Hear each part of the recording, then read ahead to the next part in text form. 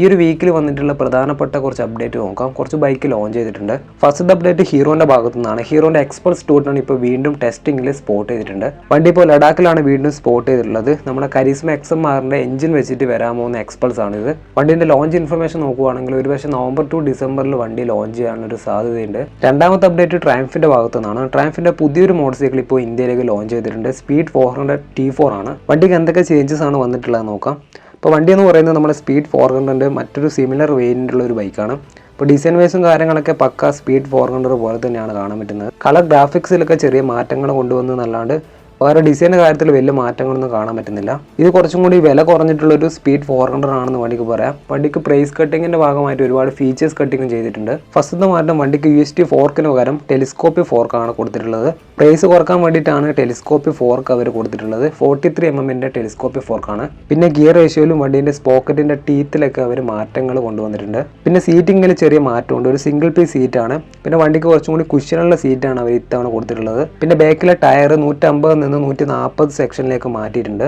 മെയിനായിട്ടുള്ള മാറ്റം എഞ്ചിൻ്റെ ഭാഗത്തു നിന്നാണ്. 399 cc സിംഗിൾ സിലിണ്ടർ എഞ്ചിനാണെങ്കിലും വണ്ടിയുടെ പവേഴ്സിലൊക്കെ മാറ്റങ്ങൾ വന്നിട്ടുണ്ട്. അതായത് 40 bhp നിന്ന് 31 bhp പവർ മാറ്റിയിട്ടുണ്ട്, പവർ കുറച്ചിട്ടുണ്ട്. പിന്നെ ടോർക്ക് 37 Nm ആണ് പഴയ മോഡലിന്. ഇപ്പം 36 Nm ആക്കിയിട്ട് കുറച്ചിട്ടുണ്ട്. ഏകദേശം 1.6 Nm ഓഫ് ടോർക്ക് കുറഞ്ഞിട്ടുണ്ട്. അപ്പോൾ ഇതിൻ്റെയൊക്കെ മെയിൻ കാരണം എല്ലാവർക്കും അറിയായിരിക്കും. വണ്ടീൻ്റെ പ്രൈസ് പരമാവധി കുറക്കാൻ വേണ്ടിയിട്ടാണ് ഒരുപാട് കാര്യങ്ങൾ അവർ ഫീച്ചേഴ്സ് കട്ടിങ്ങിൻ്റെ ഭാഗമായിട്ട് ഒരുപാട് കാര്യങ്ങൾ ചെയ്തിട്ടുള്ളത്. പിന്നെ വണ്ടിക്ക് ഡുവൽ ചാനൽ ABS ആണ്. സ്ലിപ്പർ ക്ലച്ച് വരുന്നുണ്ട്. പിന്നെ ട്രാക്ഷൻ കൺട്രോൾ സിസ്റ്റം അവരെടുത്ത് മാറ്റിയിട്ടുണ്ട്.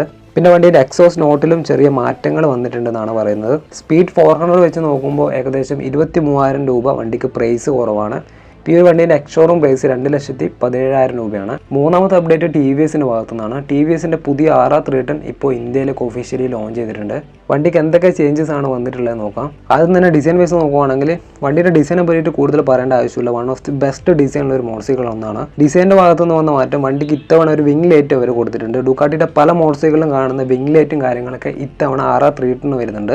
ഈ ഒരു വിങ് ലൈറ്റ് വന്നുകൊണ്ട് തന്നെ വണ്ടിയിൽ കുറച്ചും കൂടി റോഡ് പെർഫോമൻസ് കൂടുന്നതായിരിക്കും. പല വലിയ ബൈക്കിലൊക്കെ ഡുക്കാട്ടി ബൈക്കിലൊക്കെ കാണുന്ന ട്രാൻസ്പെറൻറ്റ് ക്ലച്ചാണ് ഇത്തവണ ഈ ഒരു മോട്ടോർ സൈക്കിളിന് TVS കൊടുത്തിട്ടുള്ളത്. ഇനി എഞ്ചിൻ്റെ ഭാഗത്തേക്ക് നോക്കുവാണെങ്കിൽ എഞ്ചിൻ്റെ ഭാഗത്ത് നിന്ന് നല്ല രീതിക്ക് തന്നെ മാറ്റങ്ങൾ വന്നിട്ടുണ്ട്. പല ബൈക്കിനും പുതിയ മോഡൽ ഇറക്കുമ്പോൾ ഒന്നിക്ക് പവർ കുറയാനുള്ള സാധ്യതയുണ്ട്. പക്ഷേ R310 നല്ല രീതിക്ക് തന്നെ പവർ അവർ കൂട്ടിയിട്ടുണ്ട്. ഒരു 312 cc single cylinder liquid cool എഞ്ചിനാണ് വണ്ടിക്ക് വരുന്നത്.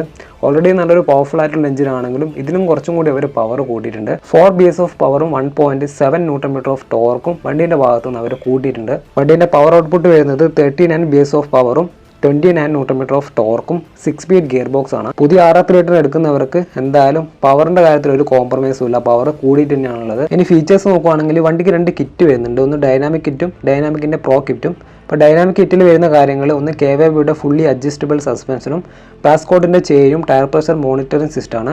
ഈ ഒരു കിറ്റിന്റെ പ്രൈസ് 18,000 രൂപയാണ്. ഈ ഒരു പ്രോ കിറ്റിൽ വരുന്നത് wheelie control, cornering traction control, cornering ABS, rear rift of control, slope defence control, cornering cruise control ആണ്. ഈ ഒരു കിറ്റിന് ഏകദേശം 16,000 രൂപയാണ് അവർ പറയുന്നത്.